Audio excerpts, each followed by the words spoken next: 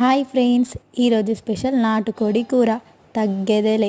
First అయితే chicken అయితే wash చేసుకున్న తర్వాత ఉప్పు, కారం, ధనియాల పొడి, కొత్తిమీర అయితే వేసుకోవాలి. ఇది మంచిగా మ్యాగ్నేట్ అయిన తర్వాత వేడైన ఆయిల్లోనైతే ఈ చికెన్ అయితే వేసుకోవడమే. మనం కలిపి పెట్టుకున్న చికెన్ అయితే యాడ్ అయితే వేసుకోవడమే.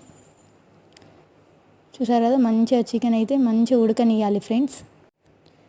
చూసారు కదా, చికెన్ మంచి ఇట్లా 5 మినిట్స్ అయిన తర్వాత ఉడుకుతుంది.